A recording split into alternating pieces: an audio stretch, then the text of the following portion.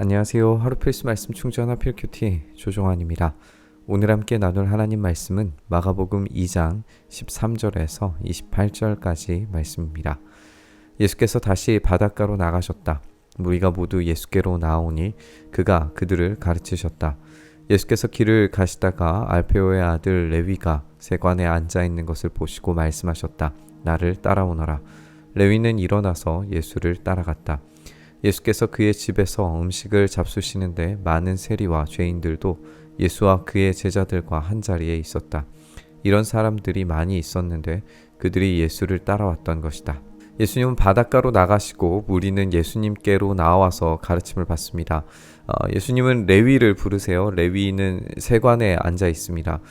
세리는 당시 사람들에게 동족을 로마에 팔아넘기는 이런 민족의 반역자 취급을 받았죠. 따라서 사람들의 인식 속에서는 죄인으로 각인되어져 있는 그 사람을 예수님은 따라오라 라고 명령하십니다.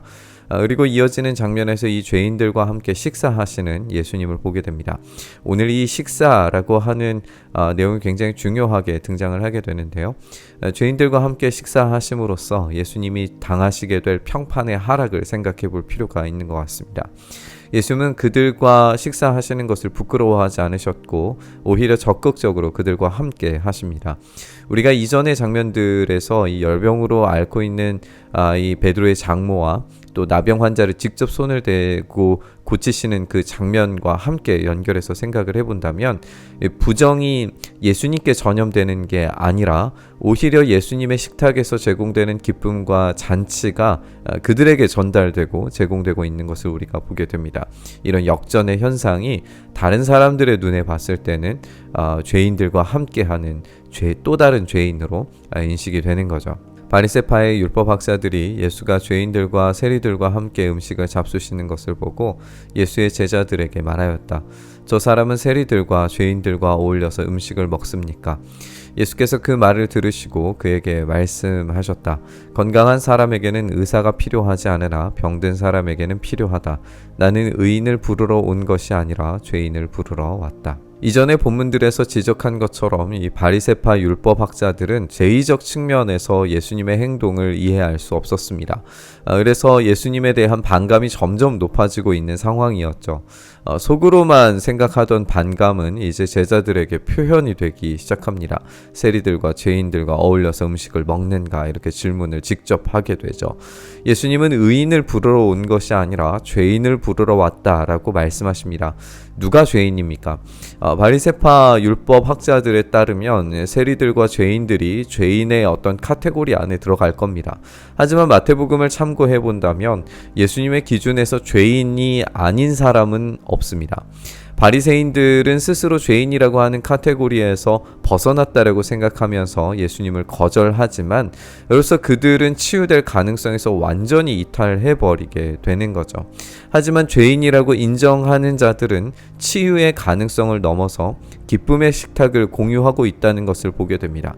그래서 이 바리새파 사람들은 오히려 자기들을 죄인의 카테고리에서 빼냄으로써 이 잔치의 상에 참여하지 못하고 자기 스스로를 죄인으로 인정하는 자들만이 예수님과 함께 이 기쁨의 식탁을 공유하는 걸 보게 됩니다. 요한의 제자들과 바리새파 사람들은 금식하고 있었다. 사람들이 예수께 와서 물었다. 요한의 제자들과 바리새파 사람의 제자들은 금식하는데 왜 선생님의 제자들은 금식하지 않습니까? 예수께서 그들에게 말씀하셨다. 혼인잔치에 온 손님들이 신랑과 함께 있는 동안에 금식할 수 있느냐? 신랑을 자기들 곁에 두고 있는 동안에는 금식할 수 없다. 그러나 신랑을 빼앗길 날이 올 터인데 그날에는 그들이 금식할 것이다. 논란은 금식에 대한 이야기로 연결이 됩니다. 이 예수님께서 죄인들에게 용서와 기쁨의 식탁을 제공하시는 것과 대비되게 이 요한의 제자들과 바리새파 사람들은 금욕을 선택합니다.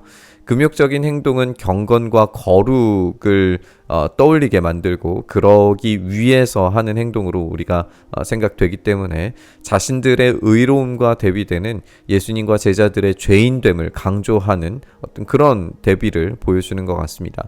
하지만 예수님은 자신과 함께 식사하는 이들을 혼인잔치에 온 손님들로 자신이 신랑 되심으로 표현해서 말씀하십니다. 이 식탁은 신랑과 함께하는 잔치의 식탁입니다. 신랑이 제공하는 식탁에서 마음껏 먹고 마실 수 있는 거죠. 하지만 신랑이 빼앗기는 날이 올 텐데 그 슬픔의 때에 금식이 이루어질 겁니다. 우리는 신랑이 죽음에 빼앗기는 날 슬퍼할 겁니다. 하지만 그 시간이 오래되지 않을 것이고 영원히 기쁨의 잔치는 반드시 도래하리라는 걸 알고 있습니다. 생배 조각을 낡은 옷에 대고 깁는 사람은 없다. 그렇게 하면 새로 된 조각이 낡은 데를 당겨서 더욱더 심하게 찢어진다. 또 새 포도주를 낡은 가죽 부대에 담는 사람은 없다. 그렇게 하면 포도주가 가죽 부대를 터뜨려서 포도주도 가죽 부대도 다 버리게 된다. 새 포도주는 새 가죽 부대에 담아야 한다. 새로운 시대에 대한 두 가지 이야기가 제시되죠. 하나는 생배 조각을 낡은 옷에 대고 기워 입지 않는다는 것이고, 다른 하나는 새로운 포도주를 낡은 부대에 담지 않는다는 겁니다. 두 예시 모두 이 새로운 것이 낡은 것을 파괴한다라는 공통점이 있죠. 새로운 것은 이전의 것을 완전히 새롭게 대체해야 됩니다. 그렇지 않고 기존의 질서 속으로 새로운 질서가 투입이 되면 오래된 질서는 견디지 못하고 무너져 내리게 됩니다. 예수님께서 죄인들과 식사하시는 것뿐만 아니라 이전의 치유의 기적들을 함께 생각해 보더라도 예수님은 분명히 이 기존 질서에 도전하시고 새로운 방식의 하나님 나라의 통치를 선언하고 계신다는 것을 알 수가 있습니다. 안식일에 예수께서 밀밭 사이로 지나가시게 되었다. 제자들이 길을 내면서 밀 이삭을 자르기 시작하였다. 바리새파 사람이 예수께 말하였다. 보십시오. 어찌하여 이 사람들은 안식일에 해서는 안 되는 일을 합니까? 예수께서 그들에게 말씀하셨다. 다윗과 그 일행이 먹을 것이 없어서 굶주릴 때에 다윗이 어떻게 하였는지를 너희는 읽지 못하였느냐? 아비아달 대제사장 때에 다윗이 하나님의 집에 들어가서 제사장들 밖에는 먹어서도 안 되는 제단 빵을 먹고 그 일행에게도 주지 않았느냐? 다시 안식과 식사가 연결되고 규정과 의도가 충돌하는 이 모습을 우리가 보게 됩니다. 예수님은 제자들이 안식일에 밀을 베어 먹는 일을 지적하는 바리새인들에게 다윗의 예시를 들고 계십니다. 사무엘상 21장에 등장하는 이야기인데요. 사무엘상 21장에 보면 다윗이 사울을 피해서 노베에 있을 때에 생긴 일을 우리가 떠올리게 됩니다. 사무엘상에는 안식일에 벌어진 일이라고 명시적으로 이야기되고 있지는 않지만 유추가 불가능하지는 않아요. 레위기 본문을 참고해보면 그 사건은 분명히 이 안식일에 벌어졌으리라고 충분히 생각이 들기는 합니다. 어쨌든 이 다윗의 이야기를 드심으로써 왕이라고 하는 지위에 자연스럽게 주목하게 만드십니다. 다만 이 예외 규정들이 있었다는 것을 제시하려고 하는 것만은 아닌 것 같아요. 예수님의 예시는 왕이 이 규정을 범한 것이 자연스럽게 넘어간 것처럼 자신도 그러하리라 라고 하는 어떤 의도가 담겨져 있는 것은 아닐까라는 생각이 듭니다. 그래서 오늘 본문을 자세히 살펴보면 그 안식의 의도와 그리고 안식의 주인이 과연 누구인가 라고 하는 이야기로 넘어가게 되고 그 의도와 또 그 안식의 주인이 바로 예수님이시기 때문에 지금 이 문제는 전혀 문제될 것이 아니라고 설명하시는 것으로 우리가 읽을 수가 있습니다. 그리고 예수께서는 그들에게 말씀하셨다. 안식일이 사람을 위하여 생긴 것이지 사람이 안식일을 위하여 생긴 것이 아니라 그러므로 인자는 또한 안식일에도 주인이다. 예수님은 다윗 왕의 수준을 뛰어넘으시는 분이십니다. 이 땅에서야 다윗의 자손이시지만 그분은 원래 이 온 우주의 주인이시죠. 그분이 안식하셨고 안식을 제정하셨고 안식을 누리셨고 안식을 풍성하게 만드신 분이십니다. 예수님은 안식의 의도를 정확하게 밝히십니다. 안식일을 위해 사람이 생긴 것이 아닙니다. 이 고대 근동의 신들은 자신들을 섬길 인간을 찾았어요. 그래서 이 안식일에 이 인간들이 신들을 섬기기 위한 날로 이 안식일, 이 쉬는 날을 예배 드리는 날을 삼았습니다. 그런데 하나님은 아니시죠.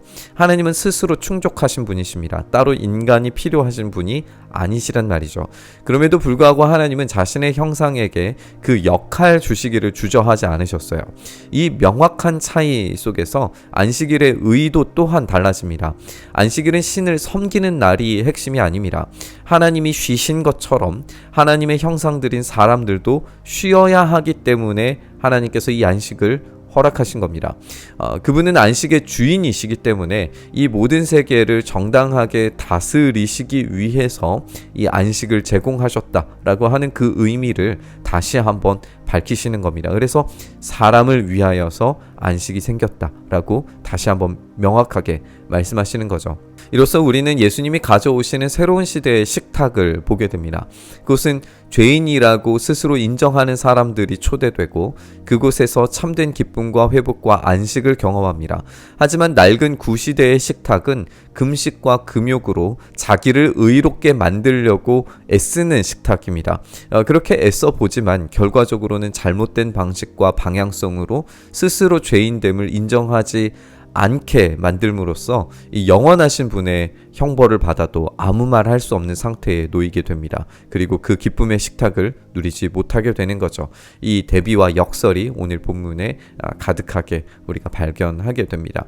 오늘 우리는 스스로를 죄인으로 여기고 우리 주님의 식탁에 참여하기를 간절히 바랐으면 좋겠습니다.